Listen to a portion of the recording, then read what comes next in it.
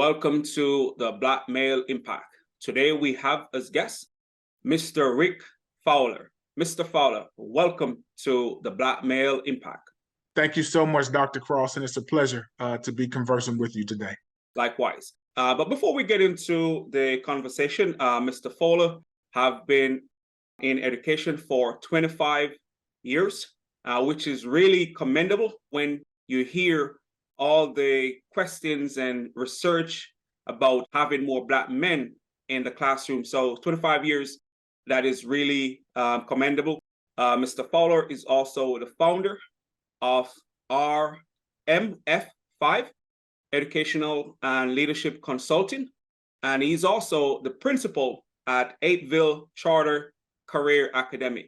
Mr. Fowler, welcome again to the Black Male Impact. Thank you so much, sir. More with the listeners before we get into the conversation.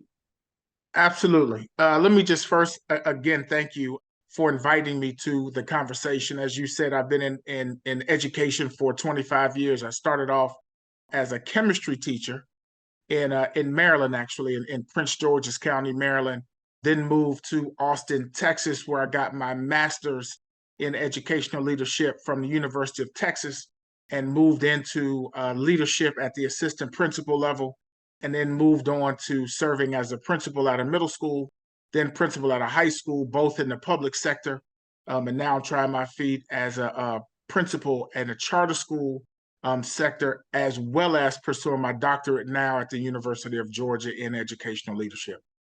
Man, so I've had my feet in the fire for quite some time, sir. Yes, sir. Yes, sir. And man, that is great. I can just imagine the impact that you're having, and over the years being in the different leadership roles, because I've served as principal and assistant principal for quite a few schools, and that shows the testament to the work and contribution that you're making in the education space. So I'm going to get into the questions itself, and so I'm going to start with, what is the mindset that it takes to make a positive impact? I think the mindset that it takes is one of stick-to-itiveness and perseverance, really, Dr. Ross. When you talk about making an impact, particularly on the lives of young children, and more particular Black male in the context of the Black male impact, I think you have to be persistent. I think you have to know what your expertise are and what you can actually, how you can positively impact African American males. And then you have to, when I say stick-to-itiveness and perseverance, I'm talking about sticking through there, pushing away, sticking to when they don't receive what you're saying in the spirit that you're giving it. Okay. Push through when young African American males don't know how to receive love, and you have a lot of passion and a big heart, but they don't receive it the way you want to. And more times than not, sometimes as adults, as educators, and just as mentors, we can have the propensity at times to give up when that going gets difficult and kids don't receive what we want to give them. And then we start to castigate blame on the child, as opposed to reviewing our own levels of strategy to have a positive impact. So I think the most important thing is to stay the course. Stay the course. The other thing I want to point out, yes, is I don't know if this answers your question or not, Dr. Cross. No, man. But it's been on my spirit for a little while. Yeah. We connected at a conference around educating Black males. And a lot of times when we talk about impacting Black males, we always talk about those Black males who are in poverty and just have the weight of life on them. Everybody kind of gravitates to them, and I can understand that. I just want to bring up the thought that we should expand that. Yes. And even young Black men who excel in the classroom, who don't appear to have any issues with them or don't display them outwardly, they need help too. Correct. And so I think we need to figure out where can we best impact. And just because your impact may not be at a troubled African American male, that does not mean that you can't help somebody who appears to be on their way, because we have to really higher the expectation. I may have just made up a word there, Dr. Cross, I'm not sure, but even though kids are doing well in the classroom or appear to do well, they can do better. Correct. you understand what I'm saying? Oh, yes. And so we And just need to make sure that we intervene on all of our African American males, and not just those who seem to need it the most. well, that is true because even the ones who are doing well academically, they may need other guidance, know how to navigate their way forward because they may not have that support. And even if they have the support, we can still give them perspective based on experience and based on where they want to go in life. Because they may know what they Absolutely. want, but they may not know how to get it. And one of the things that I've found within our ethnic group or within our communities, is that we sometimes have the academic ability, but not the support outside of the school to make those connections to further what we want to pursue. So you're right. It's not just the students who are seems to be troubled that needs to gain support. Yep, and even in the spirit of the Supreme Court just levied their decision around affirmative action, there's so many systems that keep African American males down, despite how well we may do in the classroom. We need to undergird our African American males with the perseverance to fight through those things that they don't see coming, that we may see coming. So I just wanted to just say, when we talk about Black male initiatives and intervening in Black male lives, that we need to look at everybody and figure out how to intervene, no matter how they present themselves to us, because they all need help, whether it's academics, social, mental, financial, somebody to just talk to. It doesn't Correct. matter how they perform academically. I think we need to lend a hand to all of us.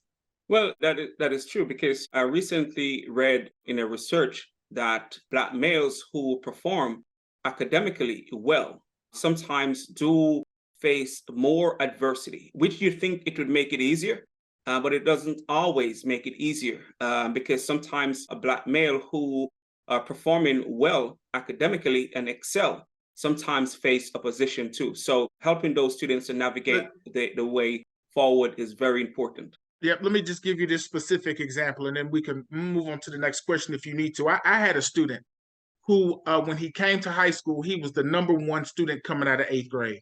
And going into his sophomore year, he was still the number one student. African American male, good kid all around. He ended up going to another school his junior year. When he went to that other school, they didn't offer advanced placement courses, and so his GPA ended up slipping. When he came back to my school, he was like number 5 or 6, and I asked him why he left, and he talked about the pressure of being number one, and he wanted to get away from that pressure of being number one. He talked about how his teachers held him in high regard, how the students held him in high regard, and he talked about the pressure of always being number one Wow. and how he needed a break. He needed a break from that. And it was eye-opening to me because I never would have imagined somebody needed a break from being the best. You understand what I'm saying?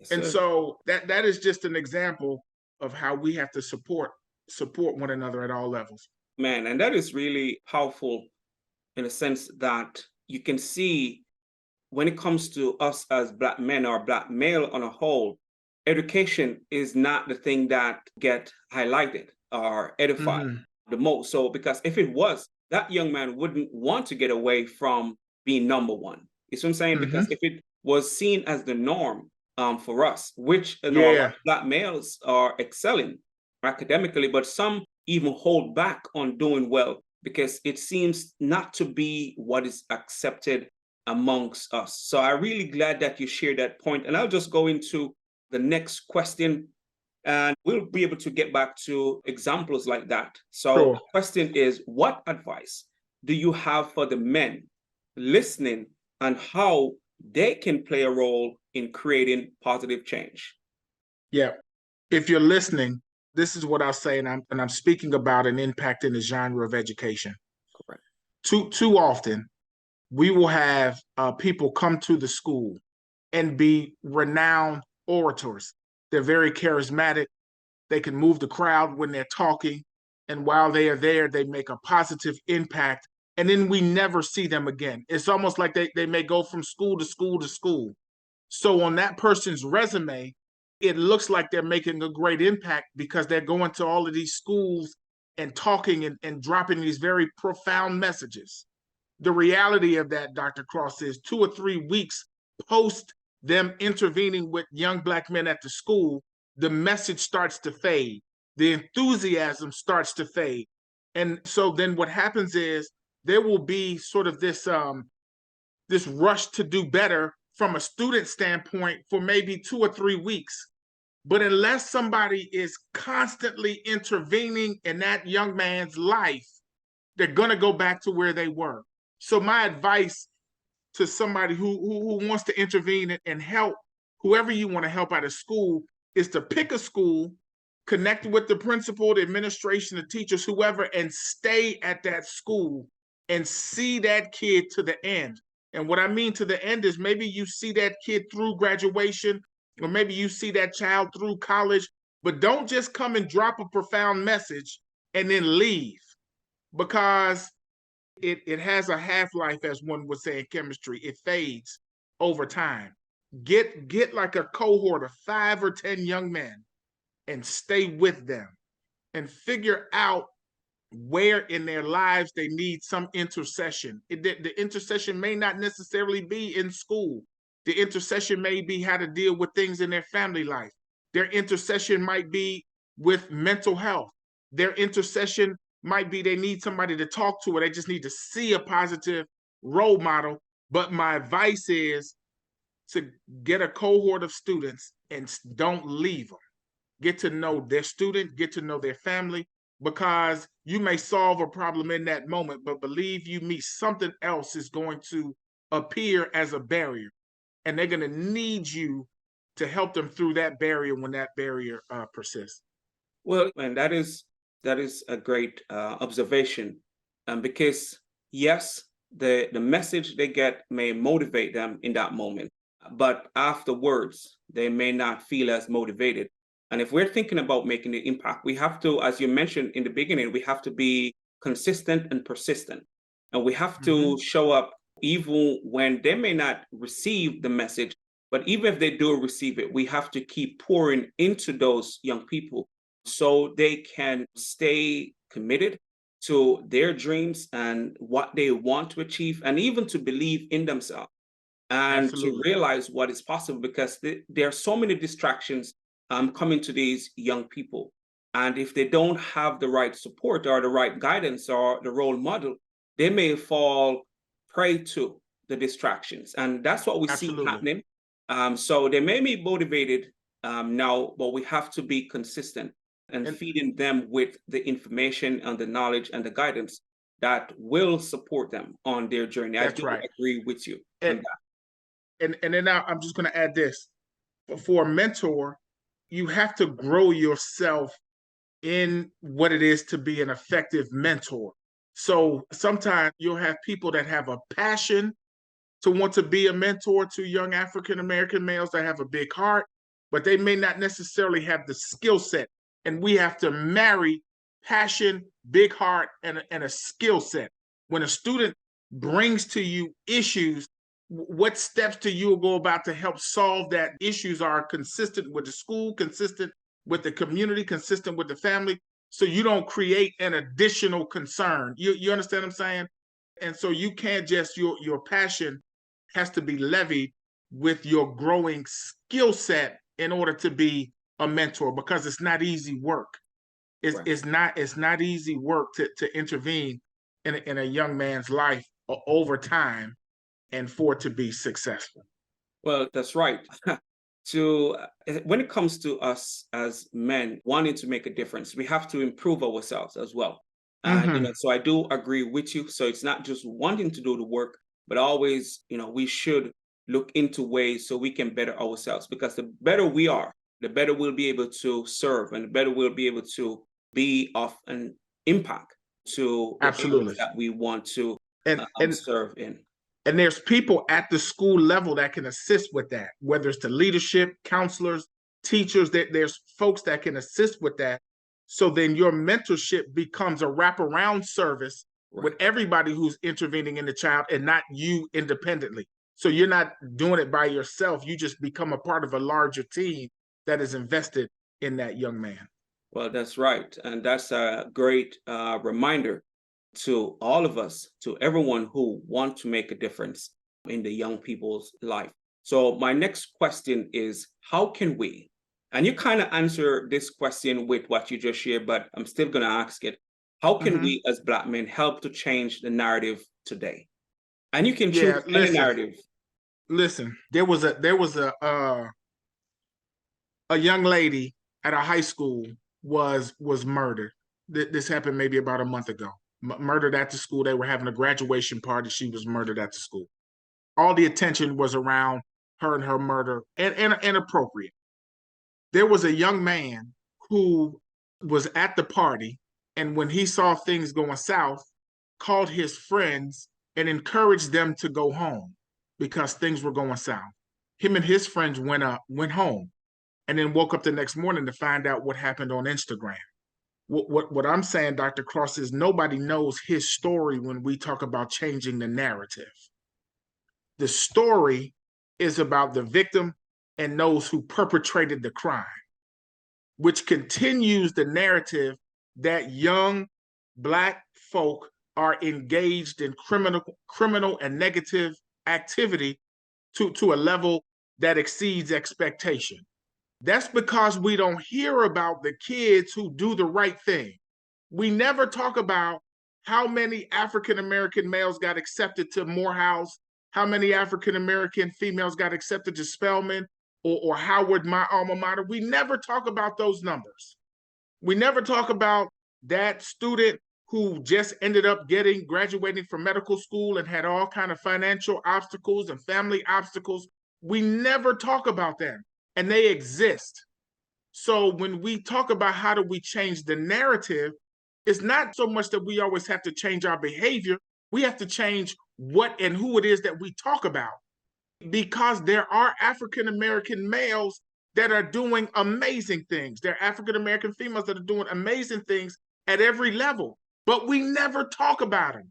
We never find them and invest in their stories in a way that starts to change the landscape of our community. We do it, and we talk about them as if one of them escaped poverty, or one of them escaped like they're far and few between. And they're not far and few between. So our narrative has to change in what we give our attention to. And our narrative has to change in what we and who we talk about, simultaneously investing in the lives of young Black folk who need that attention. So I think that's we have to burn that candle from both ends. Well, you said a lot just now in regards to the narrative, because we hear a lot about the negatives. And if Mm-hmm. we keep hearing the negative, that's what we're going to think happening within the Black community. But if we want to have different stories be heard or shared, we have to get to the front of sharing those stories that will help to change the narrative. You know, like the students, Absolutely. as you mentioned, that are doing exceptionally well, like the students who are making a positive impact, like the stories about those who are changing things in a positive way. If we don't share those stories, if we don't talk about it, all we're going to think that's happening within the community is the negative stuff. That's right. You That's know, right. so And we start to believe in it. we have to take control of our own stories. So I totally agree with you. When it comes to changing the narrative, we have to make sure the positive messages are shared. Just even we have to address some of the challenges, of course, but we have to share the positive messages. If, say, for instance, when you mentioned that a student may be doing very well, if that becomes the norm, other students will want to do very well because that's the norm. And the student, in the sense that, as you shared, may not want to say, no, I don't want to be number one. But if it's the norm, that students will be okay with being number one. That's right. Listen. Students seek attention whether it's positive or negative.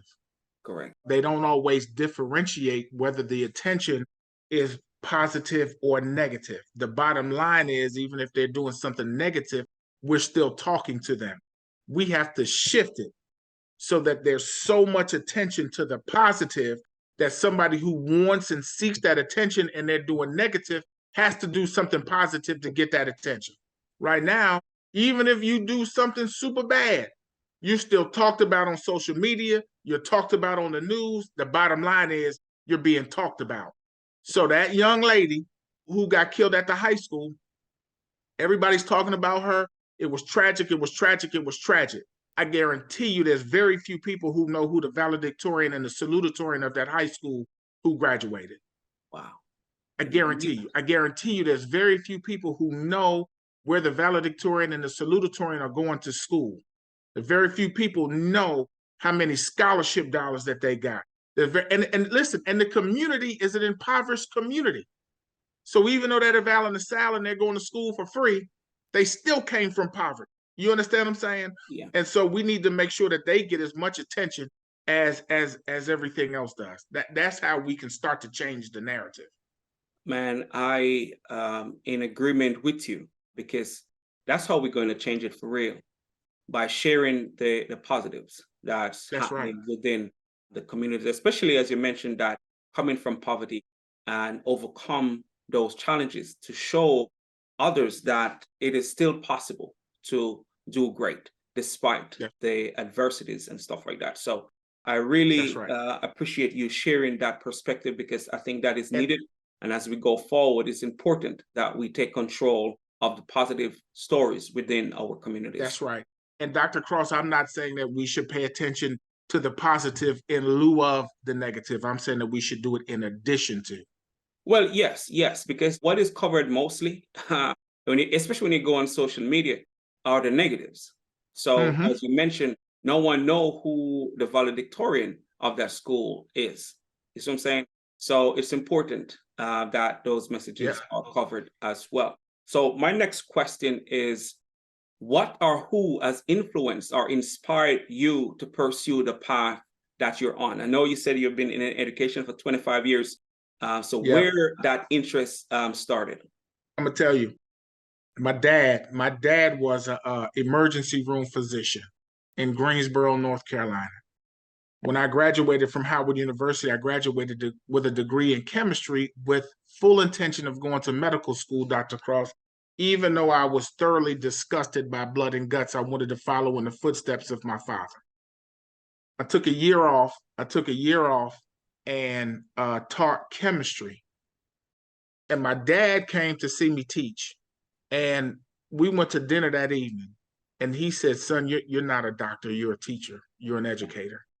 And it was almost like this the most heaviest weight was lifted from my shoulders, because all I wanted to do was please him and be a physician.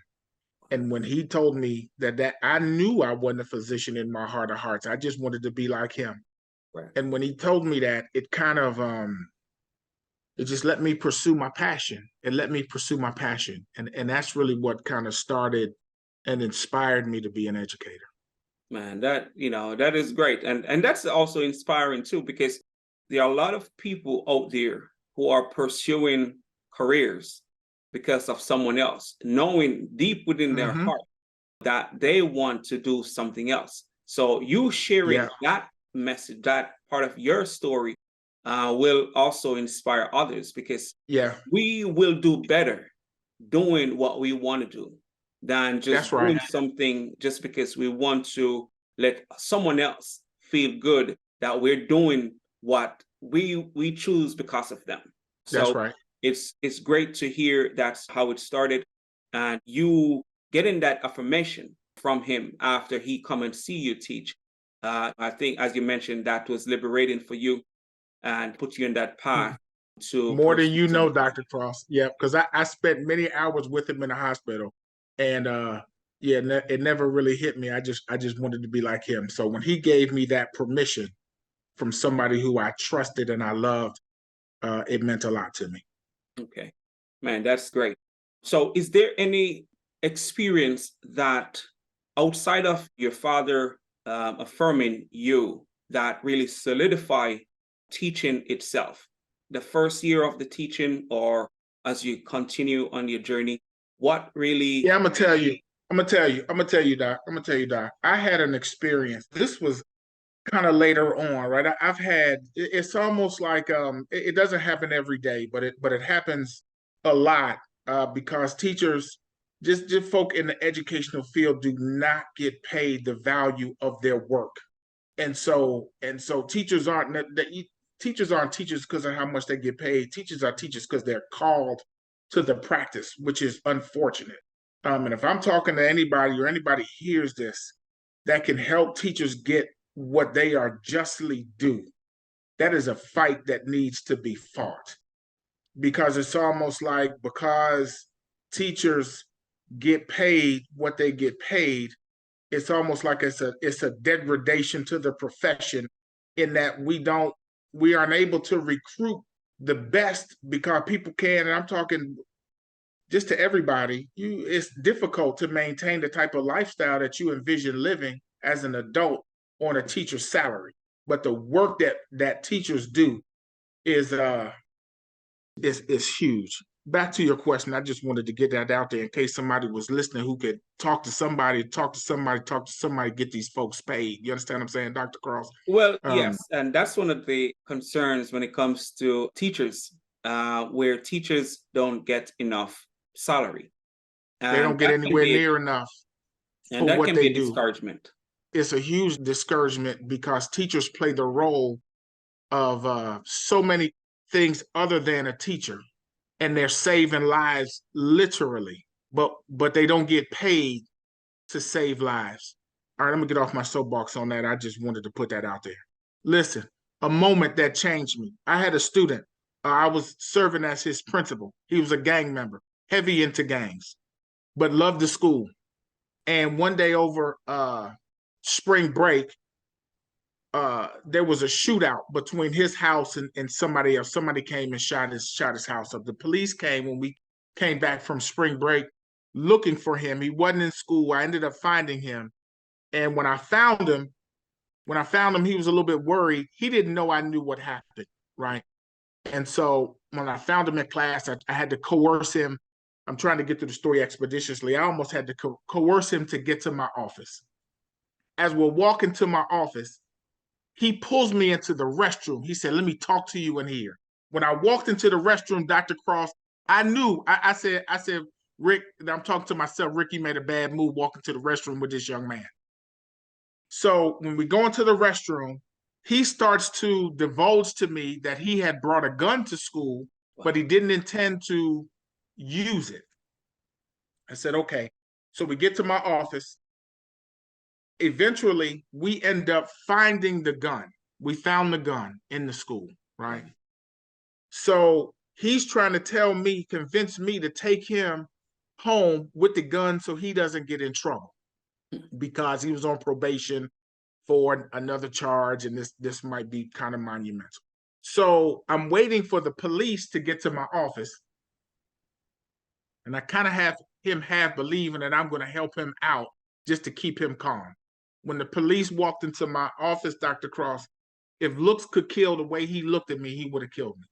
Wow. And it was a heavy sense of betrayal from him because he and I were really cool. We were connected. So he leaves. The police end up coming to pick him up because he had some other charges. Before they left, the police came to my office and said, "He wants to see you, Mr. Fowler." I said, "No, I know he don't want to see me because the way he looked at me when he walked out of here, I know it was over." He said, "Nah, he wants to see you." When I walked over to the police office, he was in handcuffs. He was standing up. He laid his head to rest right on my shoulder and started crying. And he said, "I never meant to disappoint you." Wow. He's crying on my shoulder. Now, I've had some gang members in my schools. He was one of the top ones. Had nothing to do with me. Had everything to do with the fact that it was so monumental because no matter what these young men are going through, they can be reached. No matter what these young men are going through, they have a heart. No matter what these young men are going through, and no matter how tough the exterior is, when I talked about perseverance early on, if you stick with them, at some point they will become vulnerable to you. And the reason why I said we have to keep growing ourselves in mentorship is because, Dr. Cross, when they become vulnerable to you, you have to know how to treat that. Correct, correct. Because if you work with a young man and he becomes vulnerable to you and you don't treat it right, you will continue to harden his heart to the world. That young man showed a level of vulnerability to me that I have never seen before for somebody whose exterior was so hard. And I say that to say, if you engage in these young men for long enough and you are strong enough, they will learn how to be loved and they will learn how to trust. Correct. And that moment solidified that for me, because I felt like even though we were cool, I would never break through his criminality, and I would never break through his hardness, and I would never break through his distrust, all kind of systems. But that story stands out, and it always has stood out to me. And as simple as it may seem in that moment, you may have saved his life. And although that's not what he wanted, but that's what he wanted. In that moment, he may not want that experience, but that's what he really wanted. So he can break free from what maybe was holding him back from whatever is possible for him. So, man, that's a great story. And thanks for sharing it. But it goes back to what you said. We have to grow ourselves so we can be of better service to those who we choose to serve. And this is part of what you just shared with the current climate, but from a Black man perspective. What is your perspective on the current climate of Black men in society today? Yeah, it all depends. I think that's when you ask that question, Dr. Cross, it comes with a lot of context for me, because I tell teachers all the time, what you look for in kids is what you will see. What you look for is what you'll find. And so when you ask what is the current climate, depends on whether you're looking for it to be rainy or cold or hot or windy. It depends on what you're looking for. Listen, you may have to look hard to find the goodness in African American men, but it's there. You just got to look for it. You can't always be enamored and taken aback by what you see visually. So you see an African American man with his pants sagging. Yeah, it's horrible, but that don't mean that it's him. Right. And we shouldn't accept it, but that doesn't mean that it's him. You see a Black man who doesn't have his hair cut and looks disheveled. We don't have to accept us looking like that, but that does not mean that that's him. That's what you see. That's what you see. And sometimes we acquiesce to our limited vision, which creates a negative climate. Correct. But if you take the time to keep looking and take the time to keep learning and take the time to look for something in him that's going to engage you, then your perspective of the climate will change. Without the kid's behavior changing, it depends on what you're looking for, Dr. Cross. Man, and too often, we look to substantiate the narrative that we believe in. So you believe Black men are predators, that's what you look for. You believe Black men smoke weed all the time, that's what you're sniffing for. You believe that Black men are academically inept, that's what you look for, because you want to do something to support the narrative that you've been fed. Man, that is powerful right there. Man, that is powerful. I would ask you to repeat that, but we, they can go back and listen to it. But that is powerful right there, because we are going to find what we look for. And sometimes, as you mentioned, we have to look a little bit harder so we can see the good. But if we allow the narrative to control what we see, that's what we're going to see. And we cannot and should not let the falsification that have been socially constructed be what rules what we think when it comes to Black men. Because I think in the beginning you have mentioned that there are many Black males out there who are doing exceptionally well. And it may not be talked about, but they're doing well. But if we allow the false narrative to be what control what we see and what we think when it comes to Black men, that's all what we're going to see. I really appreciate you sharing that perspective, because that's true. So I'll go to my next question. What change do you want to see in general amongst Black men? I want to, this kind of hit me at that conference that we did. I want us as Black men to stop accepting and providing excuses for mediocrity. I think too many times when we deal with, there was a story that was told, and as educators, we live it all the time, right? And even I can be a part of it. A young man will come to school smelling like weed, right? And we'll be like, "Why you come to school smelling like weed?" And there'll be some familial issues or whatever the case is, and we almost look for reasons to not fully accept it, but have some level of acceptance, or look for reasons to just understand, when we shouldn't accept those things.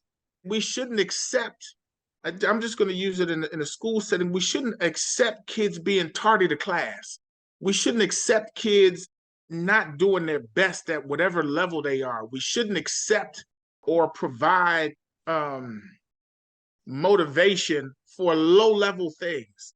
And I think for Black men, like, our hearts bleed for Black men and we want them to do best. And so we end up like patting our young men on the back for like low level things. And we have to stop just accepting these things from African American men. And when we stop accepting it as elders, they'll stop doing it as youth. When we stop looking for another Martin Luther King because he's gone, and start being the Martin Luther King right here today, then we'll start seeing change. When we stop looking and leaning on the teachers of Malcolm X and start being him today, then we'll see things change. But I think too many times we look to the past for motivation instead of looking to the folk who are alive walking these streets right now. Like, who? I just want Black men. I'm talking to the elders right now. Who are you? Who are you? We need to stop teaching. And when I say that, I mean it like not in the literal sense. Our youth need to know who their forefathers are. I'm not saying that we don't need to teach it, right? Correct. But we need to be who we're teaching in the present. Correct. I agree.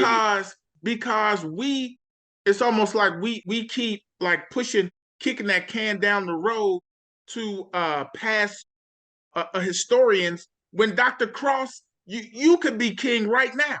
Somebody is listening to this who can have the same impact on our community that Frederick Douglass had, can have the same impact on our community that Harriet Tubman had, can have the same impact on our community as the Freedom Riders had. But we spend so much time talking about them and not living it ourselves. And so we need to be the greatness that we saw in other people. And that is the model for young Black men. We just expect our young Black men to be motivated by our words and disconnected by our actions. Man, our actions have to match our words, and then our words can match our mentorship. And then a young Black man could change his life to walk in your footsteps when you tell him exactly how you did it. Not because I did it, but I'm going to tell you how I did it. And then you're going to teach him. You're going to teach him how to read this story. And if they had to make an alternate ending to try to help them build reading comprehension skills. Because what X's us out is not because we're not motivated all the time, but because the young Black men are behind academically. And so they need more than motivators. They need mathematicians to help them do math.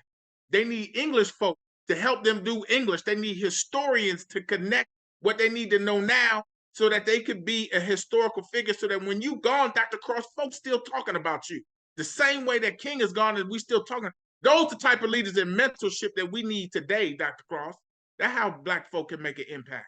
Man, that is powerful, man. You share a lot of power right there from the lowering the expectation, because we will not get our Black youth to do great if we lower the expectations. Mm-hmm. So we have to start there. We cannot and should not lower the expectations. But you said something that is really, really powerful. And it's a great perspective that if we're going to lead as we should, we cannot just stand on the shoulders of those who have gone before us, who have made a tremendous impact, but to model what they have done and even build on it to become the message. And I think once we can become the message, things will change. We cannot just That's right. rest on the leaders before us. Martin Luther King, Malcolm X, Marcus Garvey, all those people. We cannot rest on what they have done. We have to do the work and be just as great or just as impactful. And that's how we're going to move the needle forward. So, man, that you shared a lot of power in that which you just shared, because it's something that needs to be addressed and something that we have to realize that we are the ones here now that needs to model what the messages are, the messages that we're sharing, or what the people before us have shared with us. We have to realize how important that is for us to model the Absolutely. message. And that leads me to my next question. And I know you have shared quite a few pivotal moments in your life, but my question is, what was a pivotal moment in your life? I know you shared with your father, affirming you being the teacher, and those experience in the classroom with those students who have been going down the wrong path. But is there another pivotal moment for you? When I was in high school, I played basketball. I was really cool with my basketball coaches. And so it comes to my senior year, and I got accepted to Howard. And I came in and I showed my coach, and I was all excited, and I showed him my acceptance letter. And he says, now keep in mind, even my coach for 4 years, the relationship between the player and the coach. And he says to me, Rick, why are you going there? You smart enough to go to a white school. And I like it took me aback, because it was almost like not what you think about me, but what you think about Black folk. Wow. And so it was just there were a lot that one just kind of popped into my mind about how we have to believe in ourselves, because there's an undercurrent in society about the ascension of African American males and how far we can go and what we can do. As long as we just hooping and singing and all, we could go as far as we want to. But as soon as we enter into academia, it's a problem. Man, that is really profound that you shared that, because a lot of people still do believe that we are not as good as everyone else, but we are just as good or even better. And But I would challenge I would challenge this, Dr. Cross. I would challenge this. What do we believe about ourselves? that is true. So when we talk about low expectation, and what do we think? Like, it's easy for me to blame him, but what do we think about ourselves? And Correct. and so and how does that drive what we do for one another as Black men? Man, that is true. Because if we don't believe in ourselves, man, Yeah, it becomes the yeah. barrier. It becomes But the barrier. it's a thought that needs to be challenged. Correct, I correct. think it's a thought that needs to be challenged. Oh yeah, and if you really look, you can see where there are doubts based on how we show up and based on how we sometimes interact, even on social Mm-hmm. media. You can see where there are still doubts, Yeah, and yeah, we have yeah. to change that. We I do. believe it's not society we should wait to say accept us as Black men. We must accept ourselves, and we Come on. must see our own greatness. We must believe that we can do great work. That's right. And That's right. it's not about anyone giving us any permission to be great. It's not waiting for approval to be great. It's just to realize that we are great and be great, Mm-hmm. regardless of what other people want to think. And once we model that, that will become the norm, because we may have to show them for them That's to right. change their mind, because they already been conditioned, to see us in a certain light. And if Absolutely. we show up in how we think they perceive us, and I think it was W.E. Du Bois that talks about this double consciousness. We are seeing ourselves Mm-hmm. through their eyes. And Come on. we have to realize that it's not what they think about us, it's what we think about us. And that's how we're going to move this needle forward. And that's the thought that we need to challenge, because we'll go through it and talk about it, but internally and introspectively, when you're in that room by yourself, you need to challenge what it is you believe about your own people. Correct, man. That is so true. And let me get into the next question, because that in itself could be a conversation for hours. But let me go to the next question. What life lesson have you learned late in life that you believe is important and can benefit this current generation?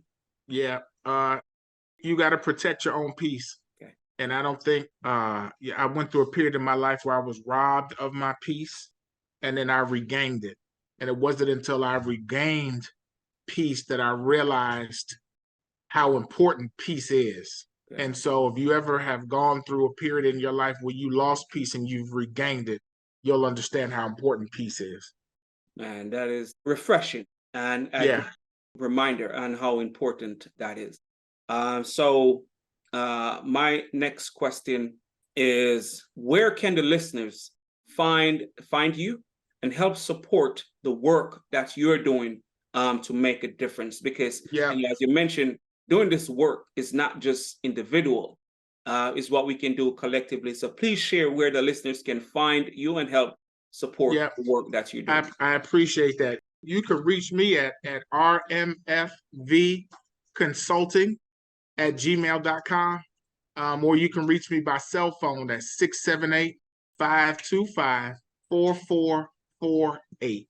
At both of those things, you can reach me, and we can have conversations about how I can just support you around developing students, developing leaders, any genre of education I can help with. So can they find you on any of the social medias? No, those two. I'm still trying to build up my social media platform, but right now those are the two. Okay. All right. So I will make sure I put that in the description so they can reach out to you, because I know you have a lot that you can share, not just because of the experience, but I can see that you're really paying attention to what's going on within our communities and what we need to do to progress. So I know you have a lot of knowledge to share I with appreciate that, Doc. others who want to better serve, especially Absolutely. our young people. So my final question is, what impact do you want to have on the world? Oh man, when we talk about intervening in Black male lives and working with kids, we only have them for a short season. My prayer is in that short season that I have them, that I just set them up to be successful at their next season. And then somebody else can adopt them in that season and set them up for their next season. And as long as I can support that and keep growing myself so that I can be a better servant, then I think my impact will be good. Man, that is great. And that's what we got to do. We got to give as much as possible that we can, because that's what it's about, In the serving time that others. we have. That's right. Absolutely. That's right. Absolutely. We can't wait. We just have to pour into those. Whatever we have learned on our journey, it's just right that we share it with others. So, Mr. Absolutely. Fowler, man, it was great having you here on the Black Male Impact, man. You shared some great insights and perspective. Man, it was just a pleasure having you here I on appreciate Black it. Male Impact. I appreciate it, Doc. Thank you for having me. And yeah, thank you for having me. If there's anything else I could do to serve you, let me know, Doc. Most definitely, man. This is just one conversation. The goal is to have more conversations as we go forward. So you stay on the lookout, because we're going to be talking about ways to make an impact within our communities, because we have to do the work. It's not something that we can wait Absolutely. for others to do for us. We have to get to the front and do the work that is necessary. And again, Absolutely. thanks for being here. And listeners, as always, it's great that you're here with us. Continue to support, continue to share the knowledge, the information that we're sharing with you. As always, our goal is to bring to you guests that we believe will share information and messages that will inspire, empower you to be your best self. So continue to support us here on the Black Male Impact as we continue to make a positive difference. Thank you.